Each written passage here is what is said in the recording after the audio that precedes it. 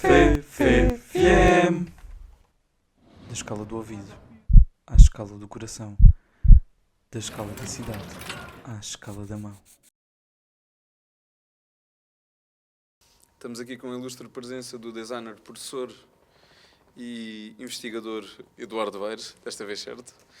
Muito obrigado por ter vindo e também por todo o esclarecimento que deu em volta de todos os seus projetos, de muitos dos quais nós já tínhamos conhecimento, como o da Câmara do Porto e agora mais recentemente da República Portuguesa. Muito obrigado. Eu é que tenho que estar grato por esta iniciativa. Tenho por hábito acolher sempre com muito entusiasmo estes convites. É uma oportunidade que temos para... Não se trata tanto de mostrar o trabalho, mas sim refletir um bocadinho sobre o design, a sua prática e os efeitos colaterais que eles podem gerar. Portanto, também eu estou aqui num espírito muito aberto e de franca camaradagem entre parceiros, e é com imenso gosto que participo. Relativamente ao seu processo de trabalho, nós gostávamos de saber como é que gera os seus trabalhos juntamente com a sua equipa. Essa é uma interessante questão, tem muito a ver como tive a oportunidade de referir. Sou de uma geração em que o cruzamento de saberes entre o design, a pintura, a escultura, a arquitetura era muito forte e tinha um denominador comum, que era um forte incentivo e uma forte prática ligada ao desenho. E essa questão está indissociavelmente ligada à pergunta que me fizeste e, portanto, nós, em termos de processo, começamos tudo à volta do desenho. Ou seja, tentamos perceber o que é o programa de encomenda, quais são os objetivos, e depois disso trocamos muitas informações, sempre através do desenho, com a participação da equipa, tendo sempre que haja o maior número de opiniões possível para que dessa discussão possam surgir pistas, mas é um cruzamento entre aquilo que é o tal chamado programa de encomenda, a análise pelo desenho do território. Todos os projetos têm essa componente muito forte, troca de ideias e depois, numa fase posterior, a passagem dessas mesmas ideias para o lado mais racional, que é a interpretação desses desenhos por os programas que toda a gente conhece, não é? O InDesign, o Illustrator, etc.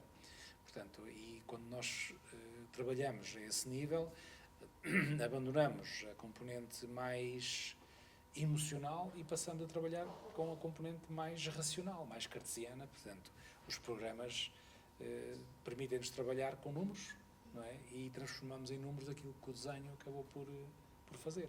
Mas é um bocado, o processo é sempre assim. Muito obrigada. Tenho só aqui mais uma pergunta, aqui em sequência e consequência da sua palestra. Quais é que acham que são os pilares para se conseguir criar uma associação de designers ou mesmo uma ordem de designers, por assim dizer? Isso é a tal questão de uma pergunta para $1 milhão. Eu acho que, sinceramente, estamos na fase da sensibilização. Não há ainda uma fórmula para que se possa resolver. Aquilo que eu tenho vindo a dizer é, ou corresponde a uma sensibilização de universos profissionais, ou seja, falo aos jovens estudantes, sempre que os mídia me interpelam, tento fazer com que a minha resposta fique gravada no papel ou em filme. Portanto, há sensibilização, e isso é que eu acho que é o mais importante, é que vocês captem incorporem esta vontade e esta ideia. Não sei qual é a fórmula. Como eu tive há bocado numa conversa paralela a oportunidade de dizer que é a vossa persistência, é a vossa vontade em querer realmente desenhar algo que seja consistente, mas também têm que pensar que, fruto da vossa jovem e tenra idade, pode haver coisas que vos escapam. Portanto, é por isso que eu digo que é a época da sensibilização. A curto prazo, numa seleção dita quase natural, alguém se vai entusiasmar por este projeto de uma forma acérrima, profissional, bem coadjuvado, e a curva é longa, como tenho por hábito de referir, daqui a um tempo, um período longo, esse organismo, que eu não sei como é que se chama, porque, vamos lá ver, isto já existia, já existe, ou seja, eu fiz parte da Associação Portuguesa de Designers, que com o Congresso da Ecograda de 95, não sei se vocês sabem, mas houve um congresso internacional aqui em Lisboa e no Porto. Ecograda significa, e já foi alterada também, já desapareceu, esta International Council Graphic Design Association, fazia 2 em 2 anos um congresso. Em 95 foi aqui, foi a Associação Portuguesa de Designers que organizou. Eu era membro ativo, juntamente com outras personalidades aqui de Lisboa e do Porto, para não ser injusto. O que é certo é que depois a Associação Portuguesa de Designers implodiu, como acontece de uma forma quase habitual por onde o Congresso andava, porque é de uma exigência financeira, organizativa, etc., que as pessoas se esgotavam e tinha este efeito quase que de implosão. Portanto, já existiu. Também tenho noção que existe uma ordem visual que tem sede na Guarda, acho eu. Mas este meu apelo tem que ser a algo feito sem a presença de órgãos, de parcerias de governo, portanto, Ministério da Economia ou algo. Isto é praticamente impossível de fazer, porque é o tecido onde o design atua, não é? Mas tem que viver da vontade de pessoas e da persistência. É como que, e desculpem-me o termo, um certo voluntariado pro bono. Tem que existir isso. As palavras são perigosas, mas vocês ainda são bastante novos, com alguma ingenuidade à mistura, portanto têm que se rodear de jurídicos, não é? De economistas, para ler, fazer o estado da arte. Por exemplo, fazer o estado da arte é um bom começo. O que é que já foi feito? O que é que existe? Como é que está feito em outros países? E depois persistência, não é? E de certeza que começam a ganhar isto, também digo que é ganhar autoridade. Então, no nosso panorama, não, aquela associação está a ganhar autoridade, porque o que faz bem feito, está bem assessorada, etc. Portanto, estamos numa época de sensibilização, mais do que uma receita que eu também não sei dar. Dizer, fazer isto, com aquilo, dá aquilo. Não. Acho que tem que se munir das peças corretas. Muito obrigado. Só mais duas. Só mais 2 perguntas. Uma delas agora, um pouco mais por causa da imagem gráfica do governo. Gostávamos de saber se o tipo de letra que criou também foi retirado juntamente com a imagem gráfica. Pois, sobre esse tópico eu não consigo responder. Se está em uso de uma forma indevida, porque, embora, quer dizer, está e não está, porque a fonte foi vendida também ao governo. Agora, foi pensada estrategicamente em função do projeto. A ser usada, mais uma vez, revela a inconsistência da decisão. Não é? Parece-me que estrategicamente não parece correto. Eu diria, para quem ouvir isto, é como se do cintura para cima estivesse vestido de de uma determinada maneira e da cintura para baixo estivesse vestida de outra completamente diferente. Ou para caricaturar, ir com um fato e ir com um fato de treino. É isso.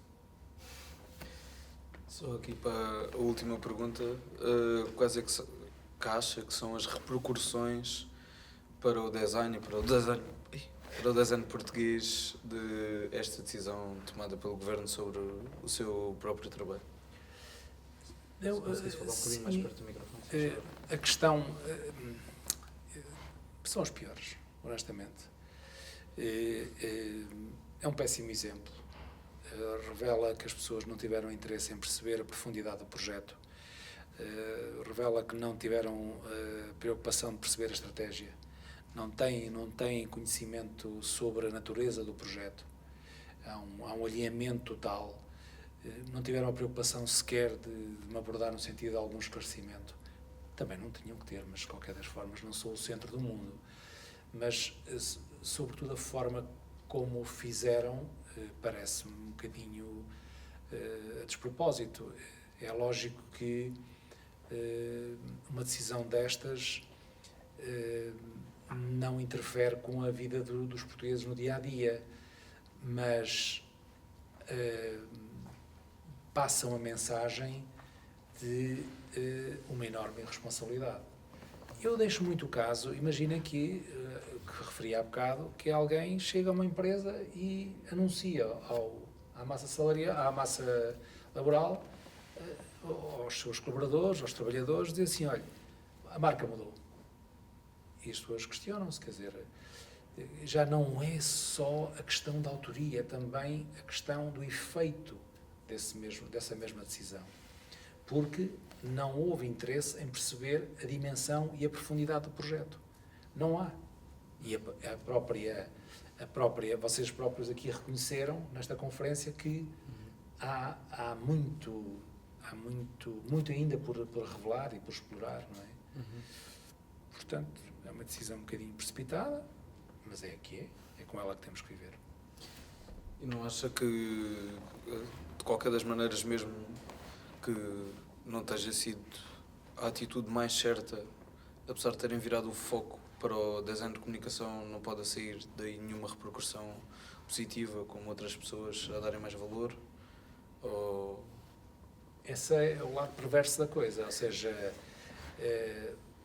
digamos que numa atitude menos feliz é a parte relevante, ou seja, depois de se anunciarem os ministros e o Primeiro Conselho de Ministros, anuncia-se a alteração da imagem do Governo da República Portuguesa e o design tem o estatuto de tema nacional. E isso, para mim não, isso acho que é relevante e capitaliza para a disciplina toda uma importância que eu acho que nunca teve. Eu próprio, quer dizer, não imaginava que se gerasse este tipo de reação.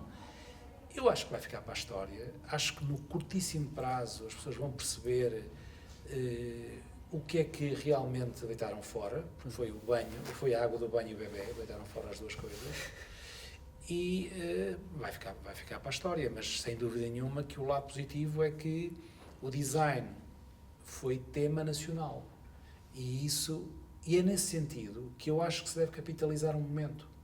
Deve existir aqui um momento de sensibilização, porque vocês também, jovens, começaram a perceber, afinal, estas coisas, ou seja, os nossos projetos têm uma implicação que ultrapassa o âmbito das nossas casas, o âmbito dos nossos escritórios, etc. Tem uma implicação nacional, porque trata-se, efetivamente, de uma representação, do seu ponto de vista visual, daquilo que é o Governo da República Portuguesa.